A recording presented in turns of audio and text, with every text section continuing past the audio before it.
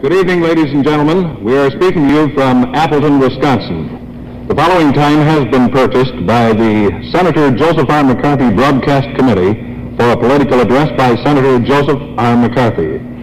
Senator McCarthy will be introduced by Steve J. Miller of Marshfield, Wisconsin, State Chairman of the McCarthy for Senator Club.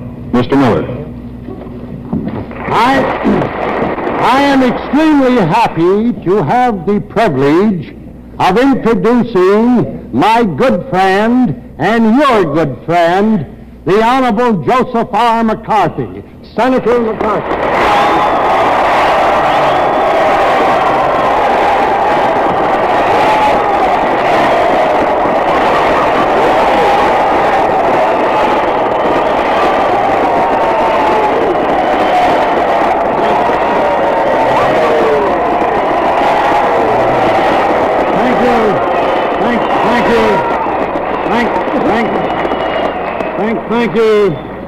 Thank you very much, Steve Miller, and good evening to my friends and neighbors in my hometown of Appleton, Wisconsin, and to the millions of Americans across the land who are listening to this radio broadcast. First, from the bottom of my heart, let me thank my people of Wisconsin who gave me such a fine go-ahead vote on September 9th. Especially do I thank the tens of thousands of Democrats who crossed into the Republican column and gave me their support. Now, they were not voting for McCarthy as an individual. They were voting against the great evil which besets this nation. They were voting against the evil of wars that we're afraid to win, corruption, and communism in Washington. Now, those Democrats have proved what I've long maintained, and that is that the millions of loyal Americans have long voted the Democrat ticket. That they are not Democrats first, they're Americans first, and Democrats and Republicans second.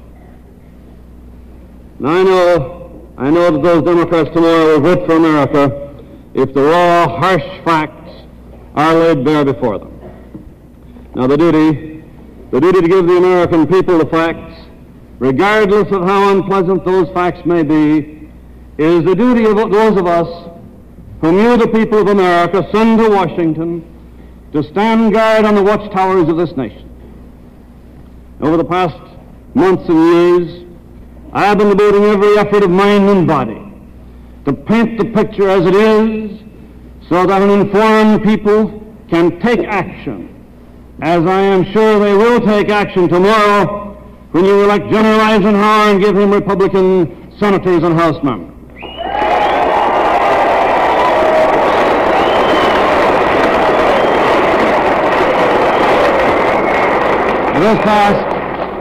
This task has taken me far from Wisconsin. It's been a long, long, rough road. And it's good, my friends, very good to be back here with you tonight at home. Thank you. Tonight I also want to tell you, the people of Wisconsin, how grateful I am that you were so patient with me in allowing me to spend so much time outside of the state of Wisconsin in other states. I've been absent so much, relying upon the fact that you, the people here in Wisconsin, know where I stand and how I stand, despite the greatest smear in the history of the state. And I shall be very, very thankful, not only for your votes tomorrow, but also for anything that you can do to get out and make sure we have the largest vote we've ever had in the state of Wisconsin. And just one more very brief message, particularly to my Wisconsin audience. Last night, Wisconsin saw and heard a new law in campaign degeneracy and dishonesty. A man named Ed Morgan appeared with a Democrat candidate over state television and radio hookups. He falsely posed as a spokesman for the FBI. He is doing the same tonight, and here is the ad, my good friends, which appeared in your local paper. FBI, where is it? Here we are. FBI man answers Joe McCarthy. Well, I knew something about this man, so I wired J. Edgar Hoover and said, Mr. Hoover, is this an FBI man or is he a faker? And I got a wire back about an hour ago, and he says that this man has had no connection whatsoever with the FBI for over 5 years, and that he has no authority whatsoever to speak for the FBI, and I hand this wire to the press so they may see it.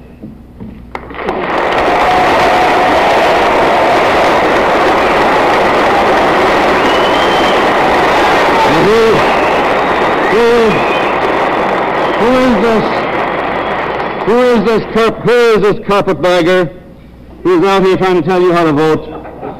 He is a lawyer. He is a lawyer for the notoriously inefficient OPS. He was the assistant chief counsel for the Pearl Harbor investigation. He wrote the infamous Pearl Harbor report. He also headed the staff of the Unlamented Tidings Committee and wrote the whitewash report clearing all those I named before that committee. And as you know, 15 of those who were cleared by that report have since been removed from government because of either disloyalty or security reasons. And last night he told the American people, and again tonight, he said McCarthy testified as a character witness for Earl Browder. Let's quickly examine this deliberate falsehood. Earl Browder was charged with having been in contempt of the Tidings Committee for having failed to cooperate with it. I was called to testify, and under oath gave the court the complete story of how Browder, the top communist, under Morgan's and Tidings' coaching, cooperated wholeheartedly with them in whitewashing Browder's communist friends. The court agreed with me and said he cooperated so fully he could not have been in contempt of that committee, although I said, of course, I have nothing but complete contempt for it myself.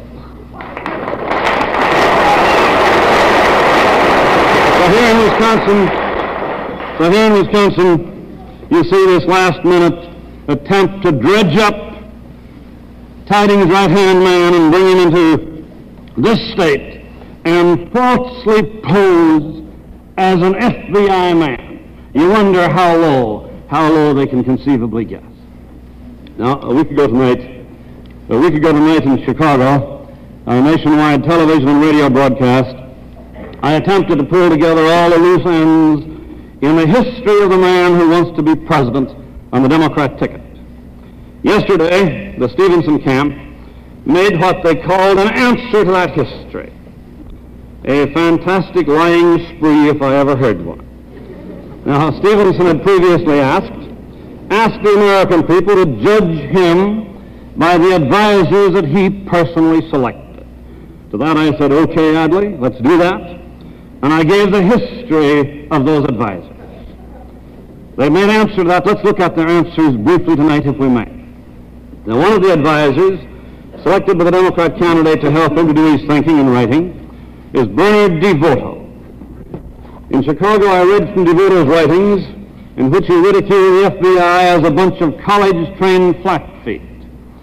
In the same article, which I hold in my hand, nothing secret about it, he urges that no one give the FBI information on communists and government. Now, after I exposed him, here's what he said. He said, anyone who has read my writings, that's DeVoto's, knows that I am one of the most anti-communist writers.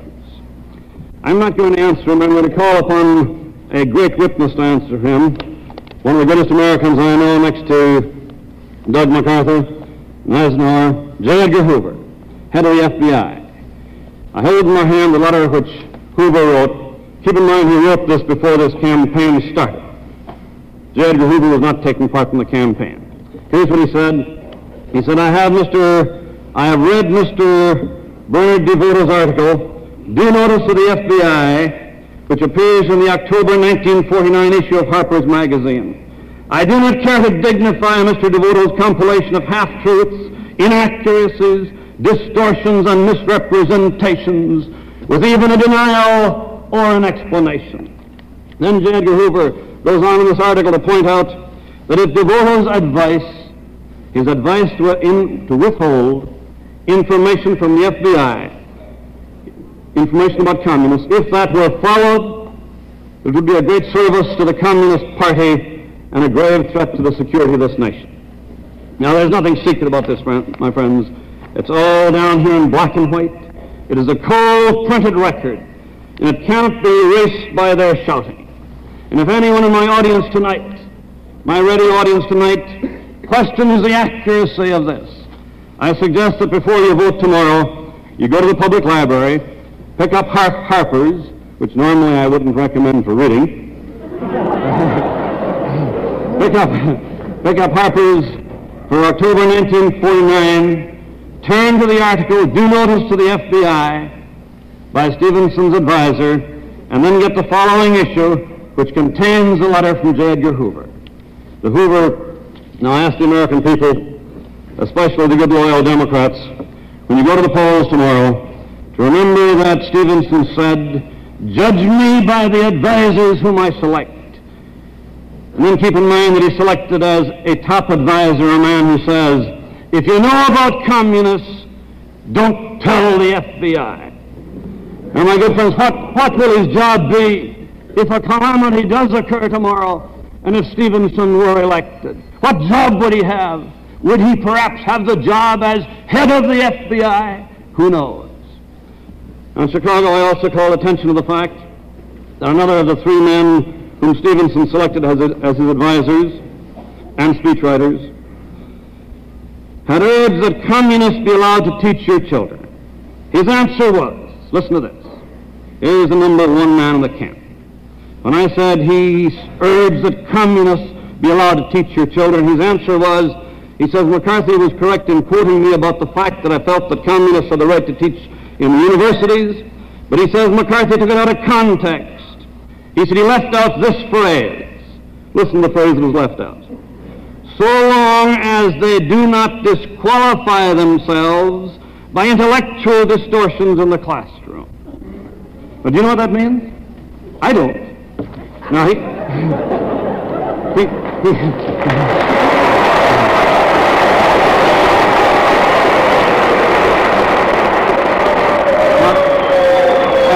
as anyone knows, a communist teacher must be intellectually distorted, or he wouldn't be a communist. And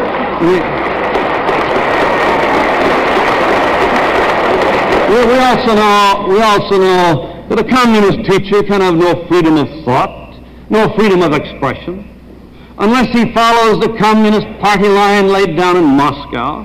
He is kicked out of the party. Now, in view of the fact that we are a nation of God-fearing people, regardless of whether we are Jewish, Catholic, or Protestant, I also quoted Stevenson's top advisor's statement about religion. Here's the exact quote taken from the Saturday Review, the date May 24 of this year. Let me quote it. The whole record of history gives proof that a belief in God, here's the quote from Stevenson's man, the whole record of history gives proof that a belief in God has created human vanity as overweening and human arrogance as intolerable as the vanity and the arrogance of the communists. This was taken from a review of Whittaker Chambers' book called Witness. Now, some of you may have read it. You will recall that the theme of that book was that a belief in God is the hope of our civilization. This idea was then ridiculed by Stevenson's advisor. Now, what answer do they give to this? The answer which they give was, they say, oh, McCarthy took this out of context. Now, of course, I didn't quote the entire article. But if any of you care to read it before you vote tomorrow, go to your public library, get the librarian, you can do it, it's there, get the librarian to give you the Saturday Review of May 24, and then turn to page 40 and see whether this was taken out of context. But Stevenson says, judge me by the advisors whom I select.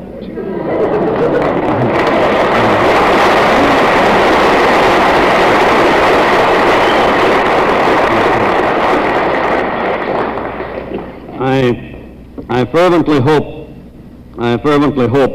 and pray that the American people take his advice and do that tomorrow. Now let's move on rapidly to the third of the three speechwriters and advisors picked by the Democrat candidate himself. They weren't foisted upon him. He said, those are my men, those are the men I want as my brain trust. A third man, James Wexler. When Wexler was confronted with a cold proof, which I gave in Chicago, that he and his wife were members of the Communist League, what was his answer? He couldn't deny it, but he said, oh yes, but he said, I have reformed since then. Now, my good friends, in that answer, he doesn't state when, where, why, or how he reformed.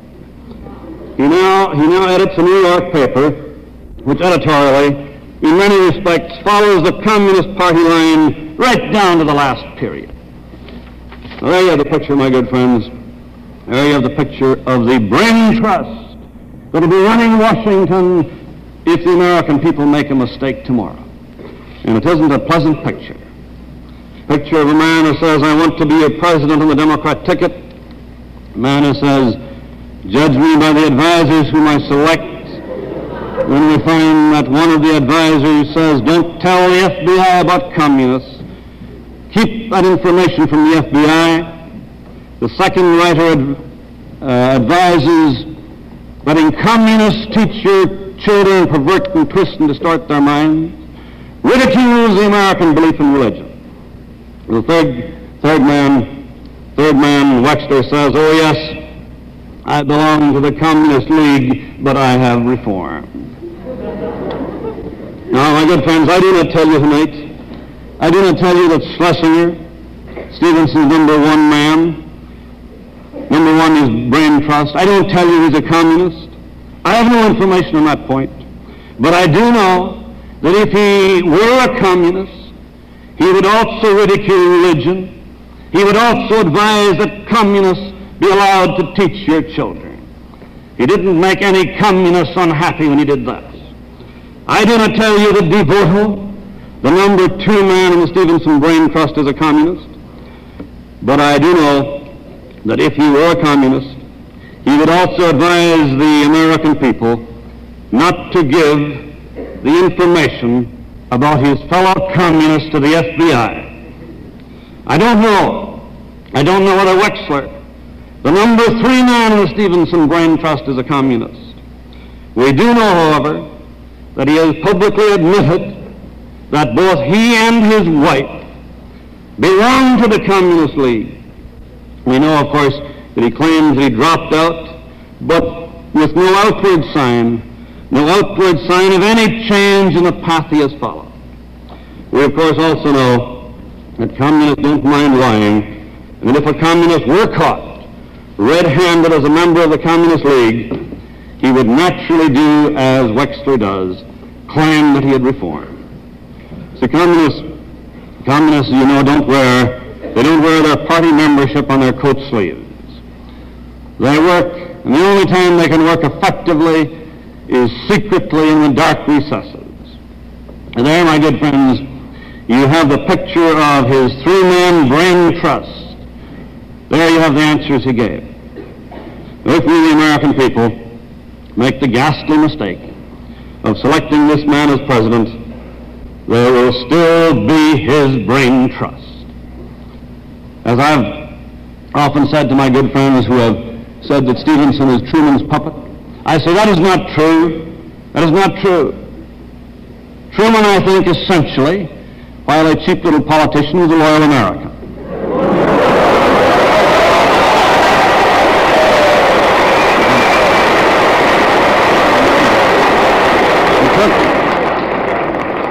It took Truman, I shouldn't say it took Truman, it took the Atchison-Lattimore crowd a long time to surround Truman with a type of people who could control his thinking and pull the strings.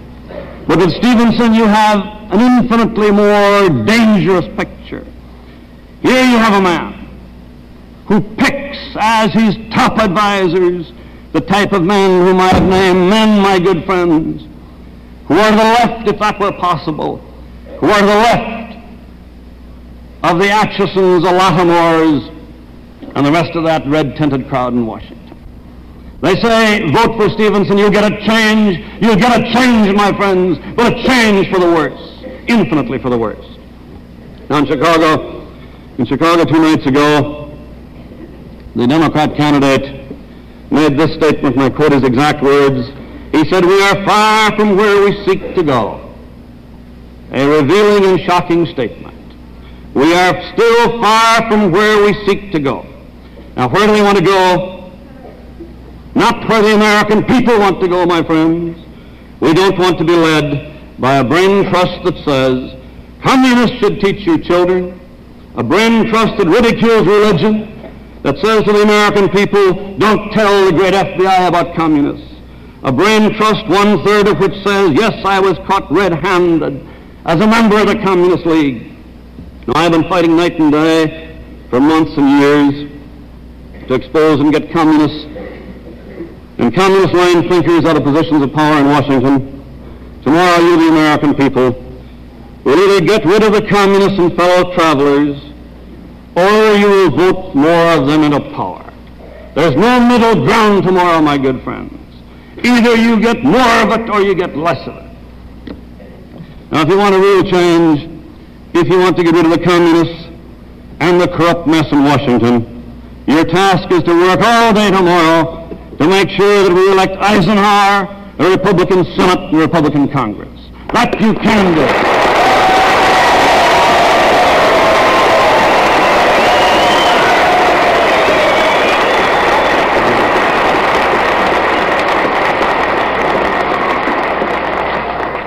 I especially call upon the loyal Democrats of this nation. I don't call upon them to desert their party, but I call upon them to realize at long last that they have no party in Washington, and that the only way that they can regain control of that once great political party and then scrub and flush and wash clean the foul mess that is Washington is to elect General Eisenhower and give him a Senate and a House that will work with him.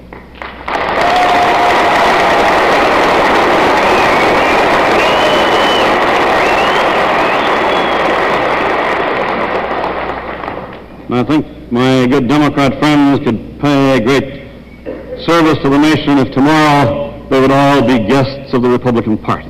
I'd like to have them do that.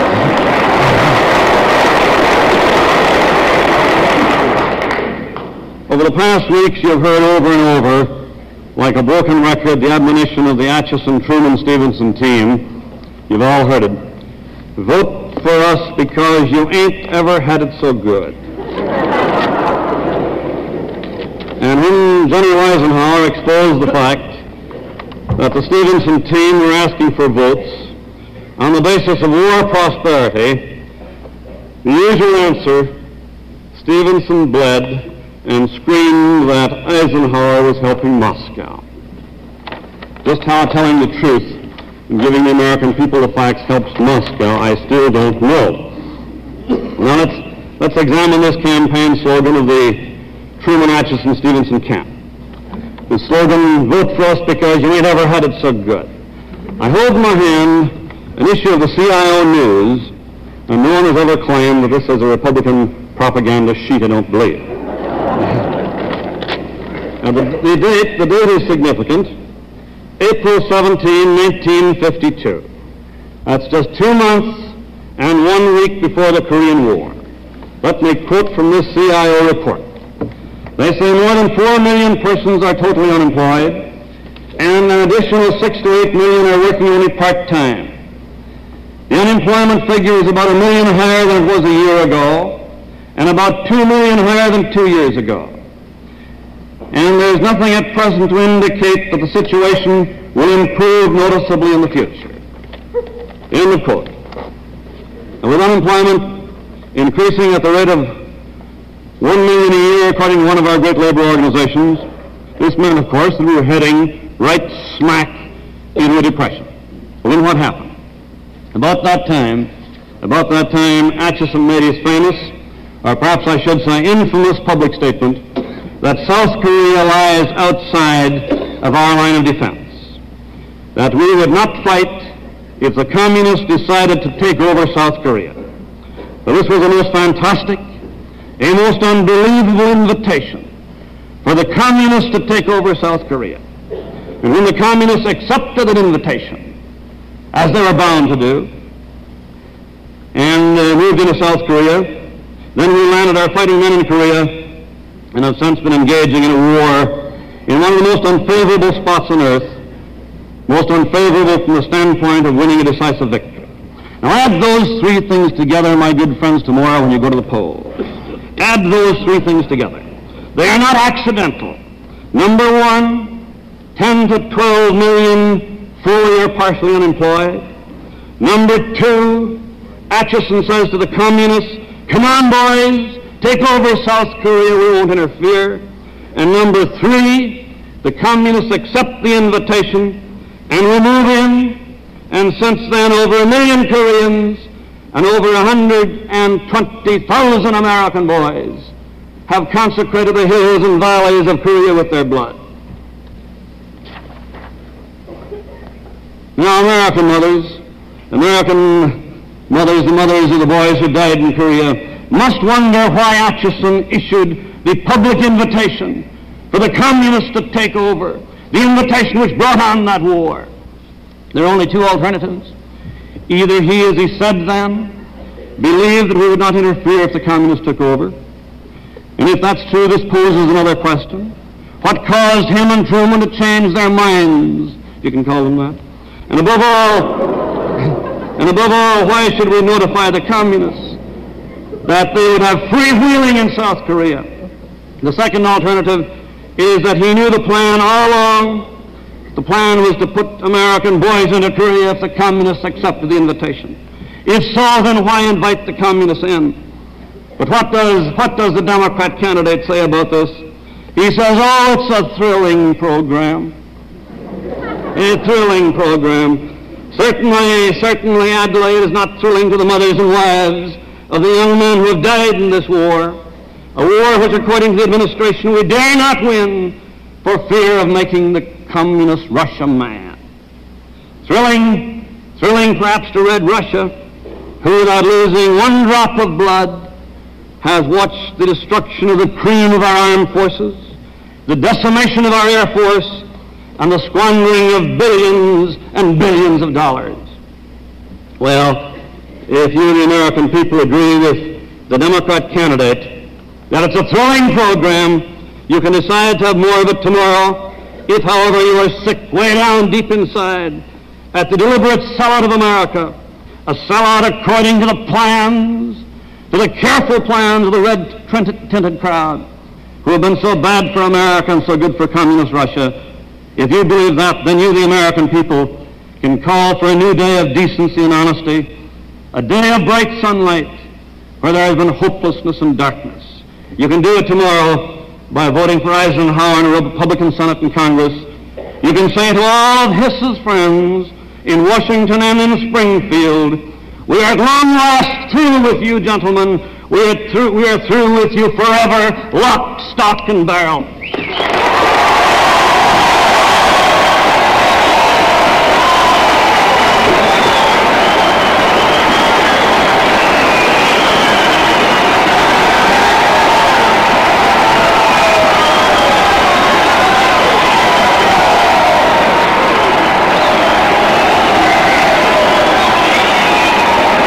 Just heard a political address by Senator Joseph R. McCarthy of Wisconsin.